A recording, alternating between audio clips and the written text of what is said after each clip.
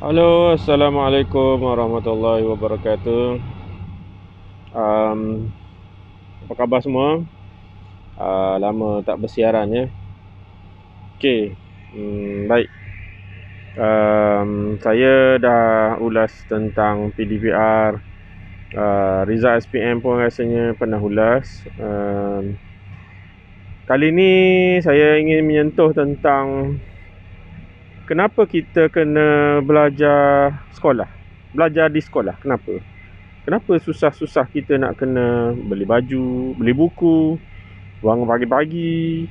Tak boleh ke kalau dah dalam tunggu besar sikit dah cukup fizikal kan? Kuderat memang ada lah. Lepas tu pergi kerja je. Lepas tu belajar kat situ lah. Okay? Tak boleh ke macam tu? Kenapa kena susah-susah ambil subjek-subjek yang berat-berat? Okay, dia macam ni. Secara mudahnya, kalau kita tak nak perah otak, kita kena perah keringat. Kenapa macam tu? Buku ni sebenarnya pengalaman orang lain. Okey? Pengalaman orang lain. Pernah dengar tak orang yang pergi naik motor daripada tanah air pergi ke Mekah? Okey, kemudian ada yang menjelajah seluruh dunia menggunakan kapal layar. Ada orang yang pergi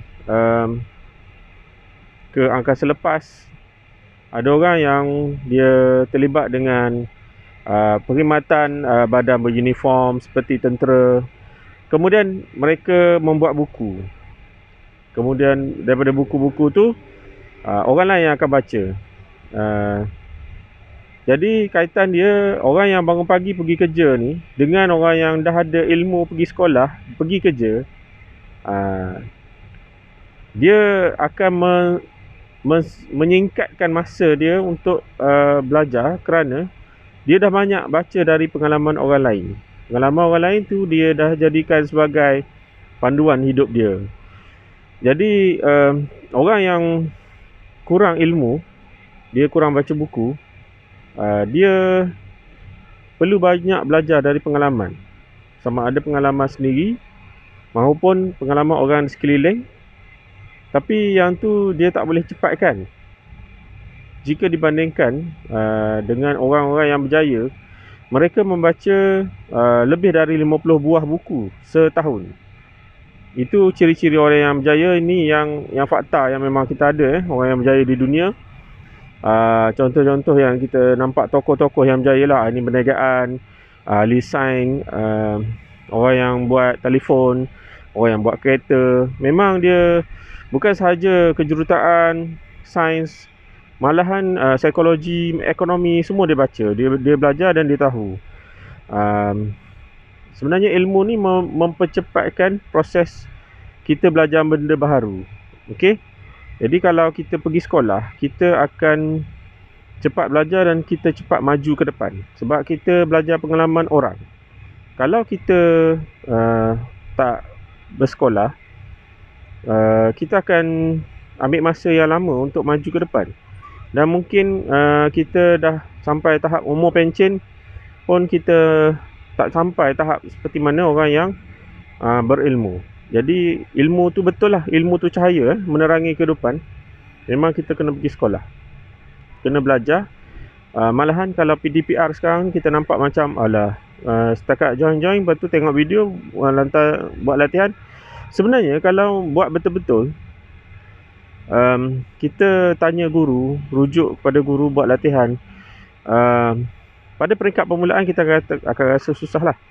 Sebab itu bukan norma kita. Jadi bila kita buat sesuatu tu, biasakan diri, jadi dia akan menjadi satu kelaziman. Dan kita akan rasa macam, kalau tak buat tu rasa macam aku ni rasa macam kosong je kan. Okay.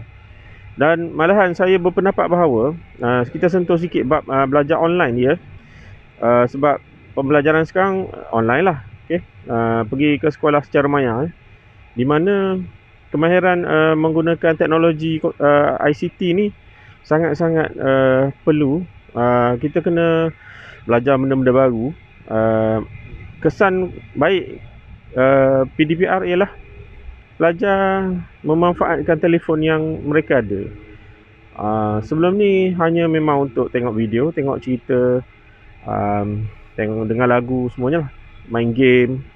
Jadi kali ni guna untuk belajar. Kalau manfaatkan betul-betul dengan sumber yang terlalu banyak sebenarnya, mungkin mereka boleh mempercepatkan pembelajaran tu berkali ganda. Kerana mereka boleh pilih, dia nak belajar secara mendengar, melihat atau membuat. Membuat dia boleh cuba sendiri. Banyak simulator pembelajaran yang ada. Bermain game pun juga merupakan simulator pembelajaran. Kalau mendengar ni, dia dengar sambil baring pun boleh dia mendengar. Orang yang suka tengok, dia ada video yang menarik sekarang ni. Ramai orang buat video. Tidak semestinya benda tu pembelajaran yang rasmi saja. Mungkin boleh tengok hobi-hobi orang yang diminati. Okey, jadi sebenarnya kita kena belajar secara rasmi atau secara langsung atau secara tak langsung, kita mesti belajar. Jangan masa muda ni jangan masukkan hiburan semata-mata. Kita bergelak ketawa ni kena ada, tapi kalau selalu sangat ketawa, kita kurang merujuk kepada membaca ilmu, apatah lagi ilmu-ilmu ketuhanan, ilmu-ilmu berkaitan dengan agama, sasiah apa semua. Itu juga sangat-sangat penting bagi untuk ciri-ciri orang yang akan berjaya. Dia perlu semua tu. Satu lagi, kita kena ingat bahawa mungkin kita tahu keluarga kita akan tinggalkan legasi kepada kita. Mungkin ada harta. Walau bagaimanapun, kita juga ada tanggungjawab sosial untuk menjadi sekurang-kurangnya mentadbir kepada keluarga kita. Jadi kalau kita tak boleh nak memimpin keluarga kita, lama kelamaan walaupun kita ada duit, kita akan hilang keluarga kita. Kita kena ada panduan untuk survive dalam dunia ni. Sebab dalam dunia ni ramai orang-orang yang sentiasa mengambil kesempatan terhadap kita.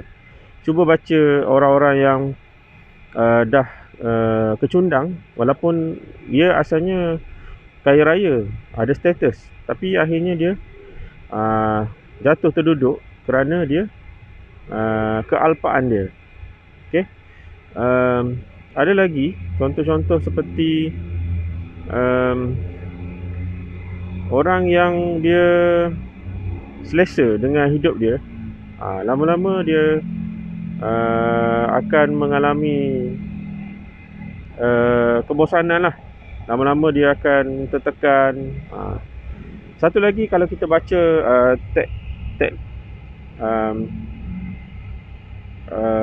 taktikal kehidupan ni, contohnya buku Art of War, tulisan Sun Tzu. Bukan tentera saja boleh baca buku tu. Okey. Sebab orang biasa pun dia boleh guna taktikal yang ada untuk survive di mana-mana sahaja. Okey, sebab ancaman daripada sekeliling ni, dia bukan terhad kepada orang-orang di barisan hadapan. Kita orang biasa ni pun sebenarnya terdedah kepada ancaman, tak kira daripada bentuk apa pun. Okey. So itulah dia kepentingan untuk mendapatkan ilmu. Sebagai pelajar sekolah, kena ke sekolah lah, secara untuk sekarang ni secara maya. So itu saja pandangan daripada saya. Sekian, terima kasih.